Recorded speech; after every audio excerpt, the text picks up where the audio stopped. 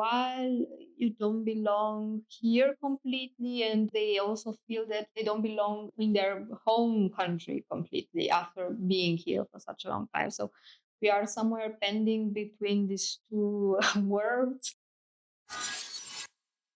My name is Mihaela Caravan. I'm originally from Romania.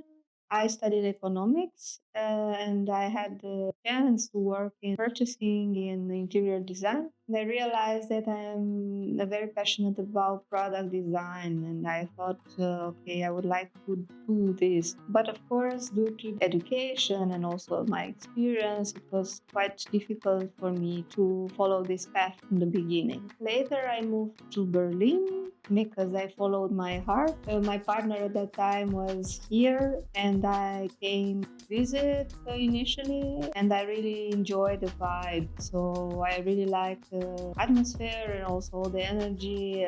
I came in summer, so that helped a lot, but also the fact that people were so free and they could express themselves the way you want without being judged. At that point, I had a quite well paid job, my own car, my own apartment. So I left everything and I moved here.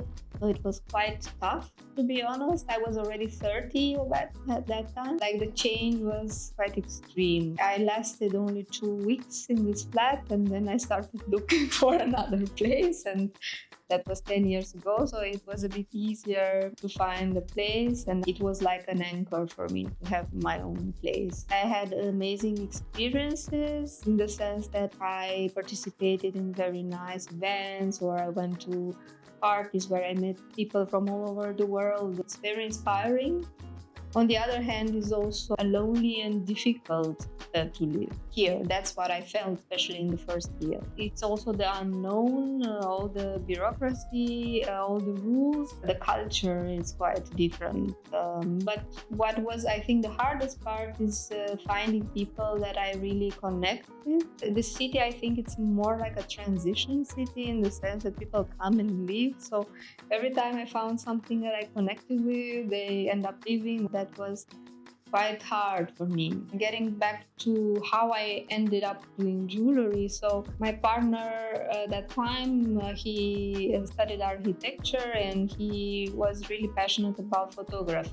He said, okay, I know that you don't like to do purchasing, so you should go back to school and learn and do what you want to do, and you'll be happy. I went back to school in Romania. There is a quite a well-known contemporary jewelry school. Is more focused on artistic jewelry, but also technique. So I was there with the basic course, but then I started working myself from my kitchen.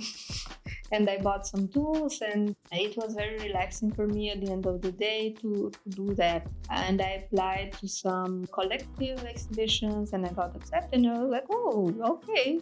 So maybe I have a chance to do this. And slowly I got the courage to quit my job and to do only this. And this was 8 years ago. Of course, the road is not always, let's say, easy. It's very nice to create something on your own. It's a great feeling to know that people are wearing your pieces, that people from all over the world are ordering my jewelry. I make quite minimalist pieces, but everything is handmade. So yeah, you have to compete with mass production. You have pay a lot of commission to platforms where you sell. It can get a bit stressful. You end up working a lot in the last quarter of the year, in December, in November. And then when summer comes and everyone is outside, you get no order. So you have to kind of plan and structure very well your budget. That's what I learned in the last year.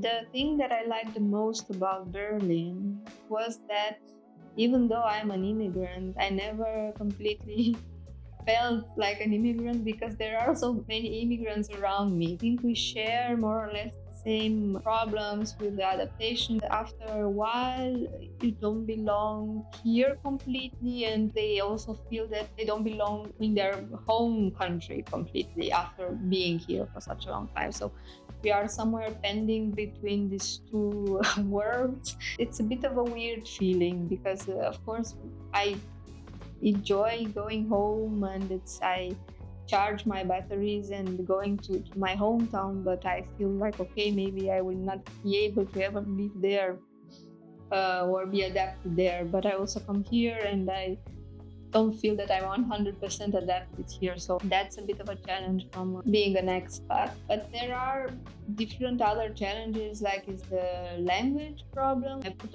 energy in trying to learn the language. After 10 years, I'm able to fight at least in German, so I'm proud of it. The hardest part of being an expat is to try to understand how the system works and what are your rights, what are your obligations, and to do it right. The fear of the public institutions like finance, it's not so transparent, I feel, and it's hard to handle.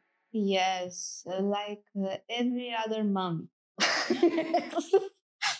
um, and I thought initially that it's me, but I realized that speaking with other friends of mine that are more creative or working independent, that is quite a normal feeling to have. I think it's due to the struggles that we have to face, and also the fact that we have to be so multidisciplinary and multi-involved in different things. Financial instability and unknown. This creates a lot of stress, of course, but there are also a lot of beautiful things. I think once you did things on your own and you realize that, oh, I can make money from what I do, or I can survive not in a very comfortable way, but I can do it. It's very hard to stop it.